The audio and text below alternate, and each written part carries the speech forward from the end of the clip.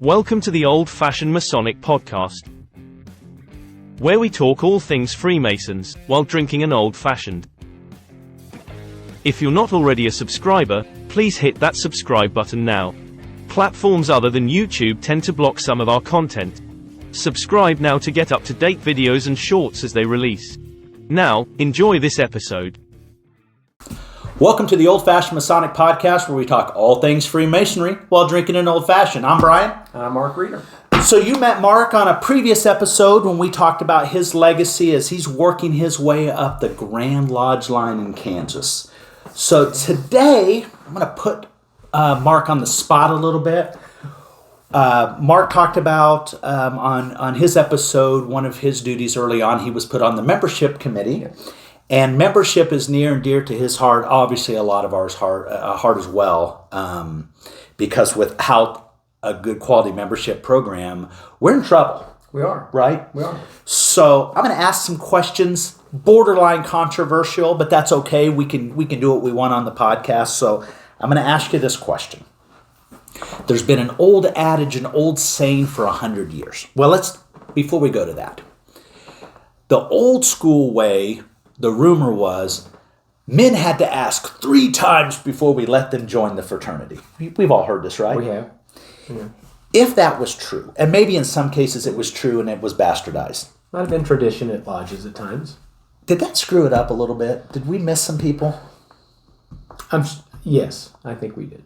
So if we had a magic wand, we'd want that to go away forever. Yes. Fair, yes. Right? So the next transition, it's the to be one, ask one. We understand the context of it, right? Sure we do. Yeah. But obviously, all fraternal organizations are having some sort of, either it's an identity crisis, there's just a lot of competition with life. There is. So we've talked about it on other episodes. And so I'm going to ask you this question. I don't want to say full-on recruitment, because we don't want to go there. But what should we, from a membership standpoint, what should we be doing differently to make sure this is around for our grandkids? Well, one, I think if you do have someone that within your circle of acquaintance that someone you know, sure, you should plant the seed.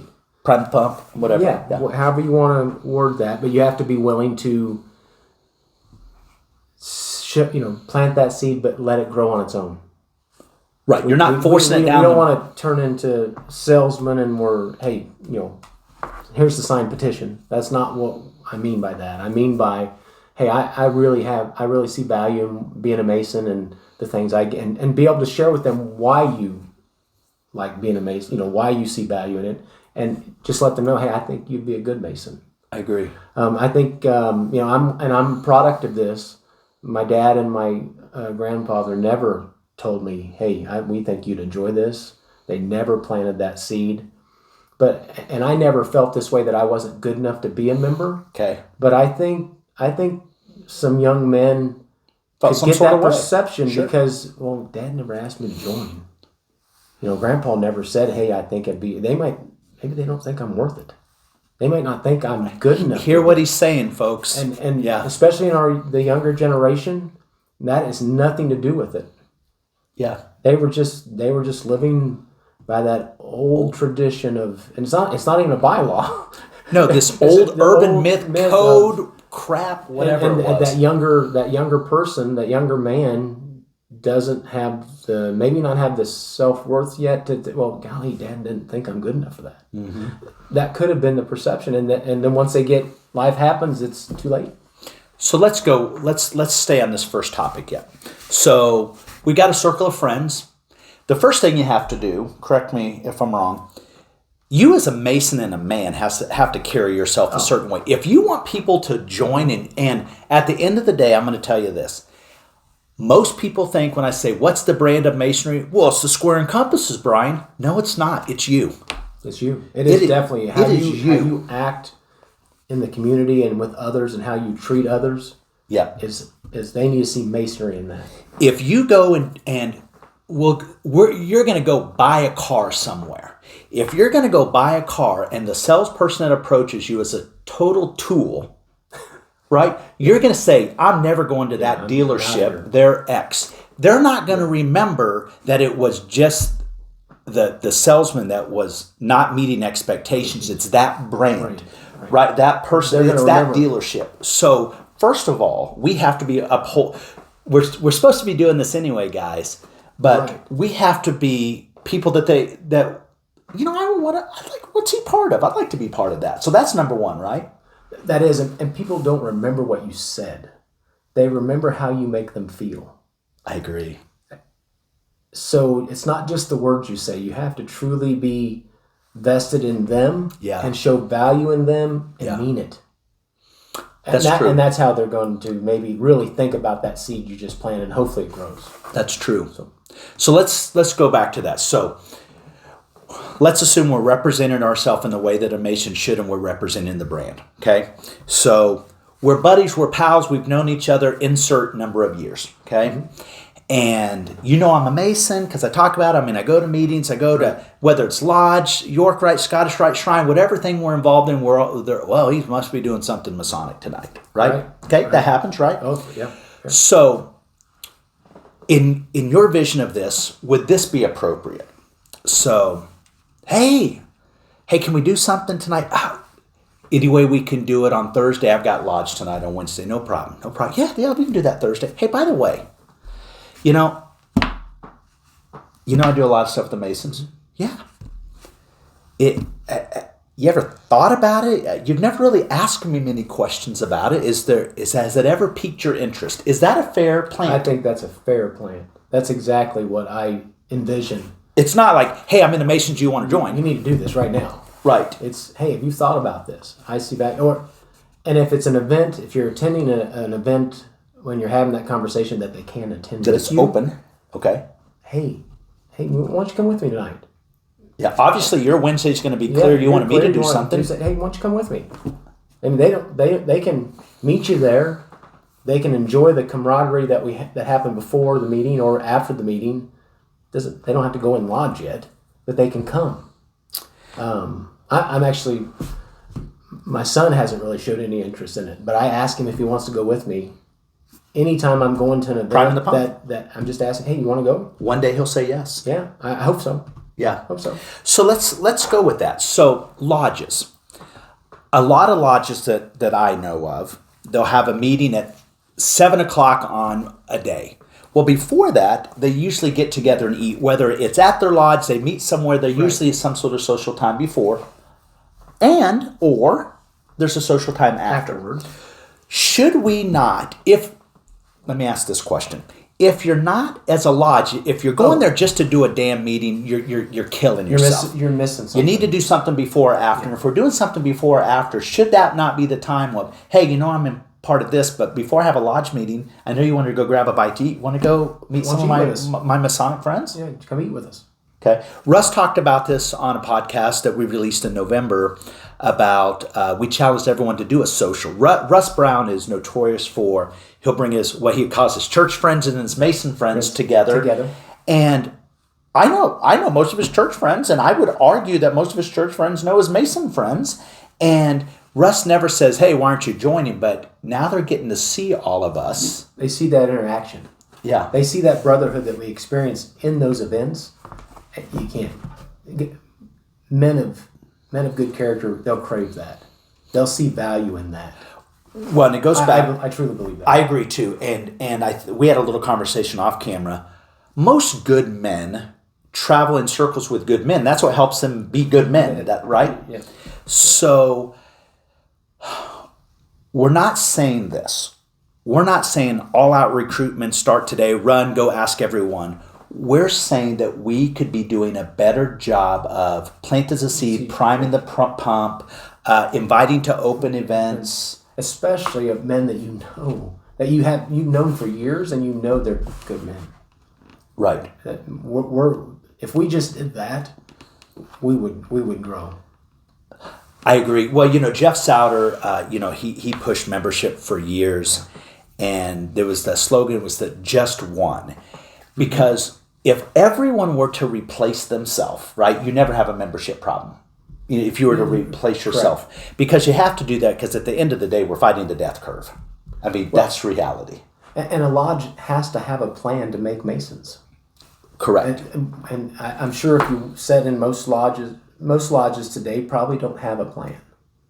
They think they do. They think they do, but they want to make more Masons. They want their lodge to grow, but wanting it and having a plan and executing a plan is a long ways apart. So Mark's doing Masonic at a lodge in Wichita tonight. If we can find an organic way, this is my home lodge where he's going, so this is fine too. Do we say, hey, we just did an episode, and do we challenge it?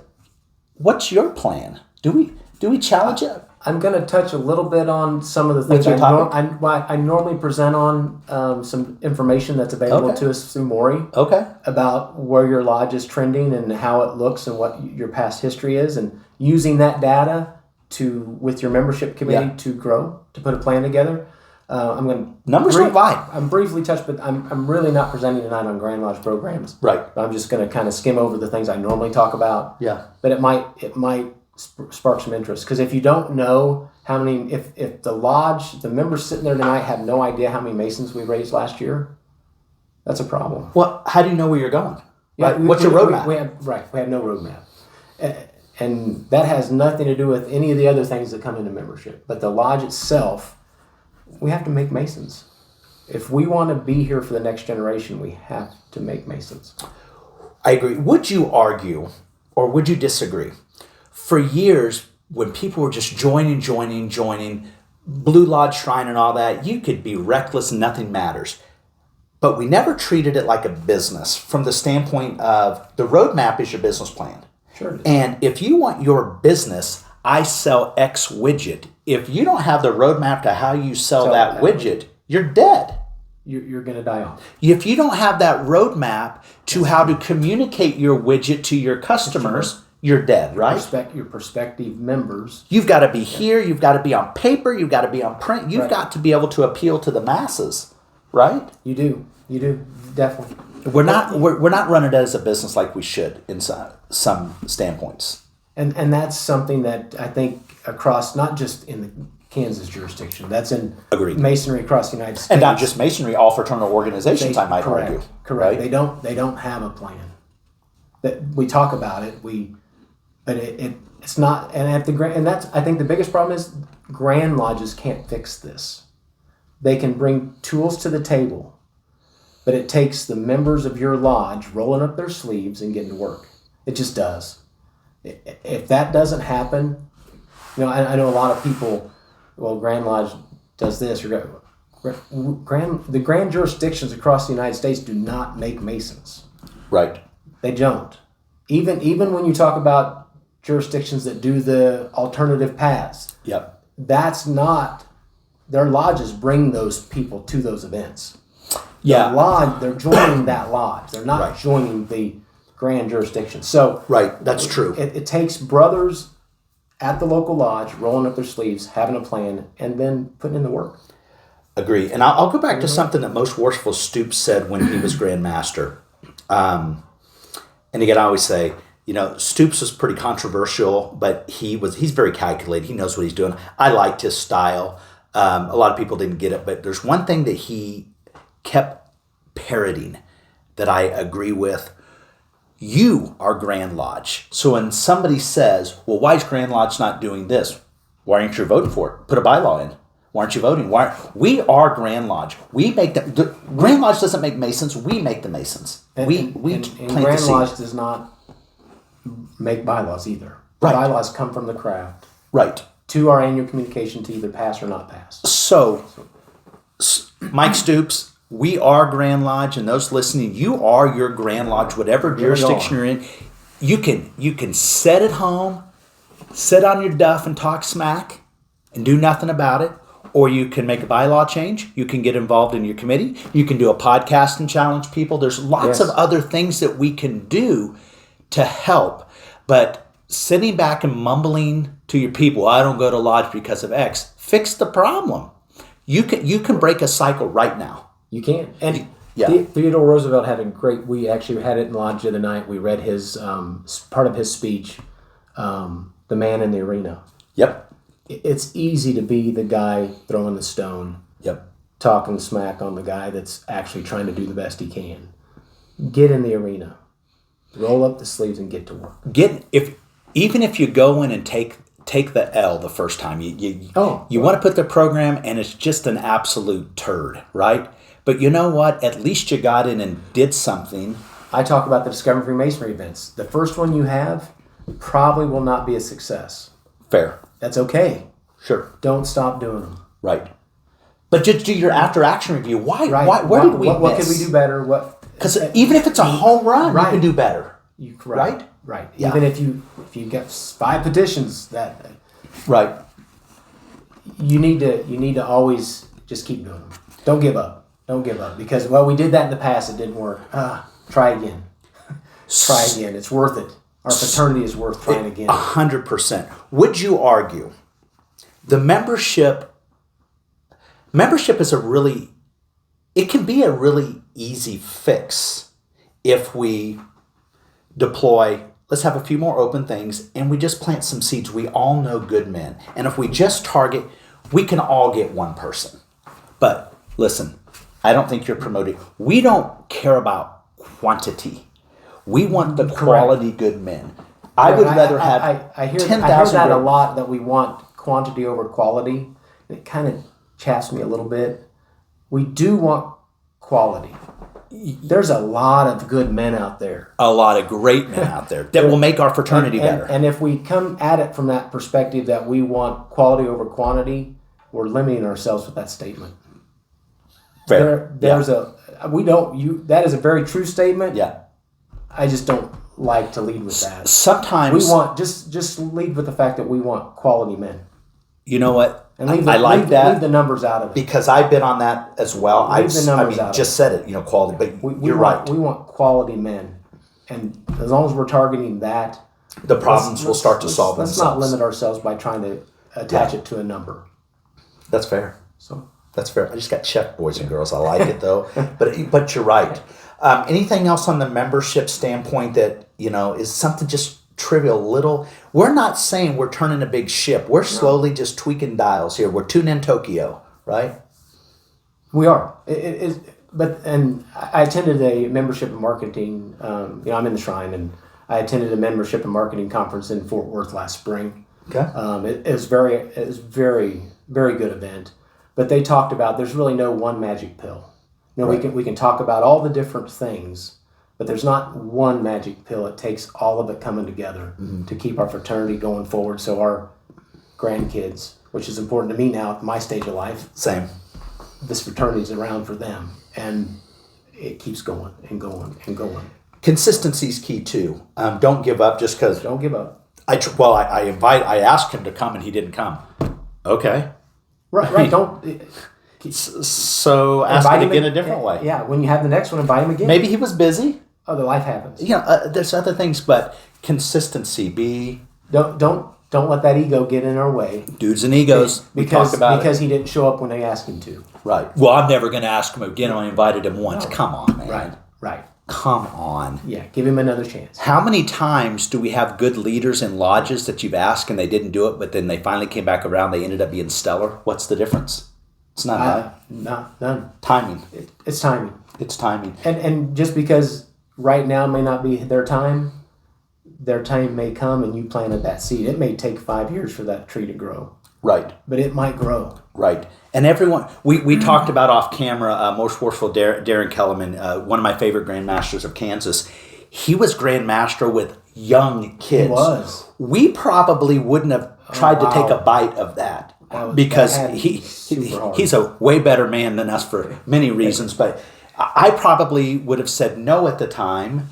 But everything happens for a reason. But it was unbelievable because we talked about, we'd always see the kids around, and it was just part of Darren. I mean, I shared the very first annual communication there with him. His kids were at our table, and he was up doing his thing, and it was great. You want to talk about somebody who understood his charge? He just what? I know what it says. I'll just blend these together a little bit. And I thought, First of all, again, huge fan of Darren Kellerman. I think he is just an unbelievable guy. It really reminded me of my folks dragging me to events. Same type of deal. They never blinked an eye about taking us. Yeah.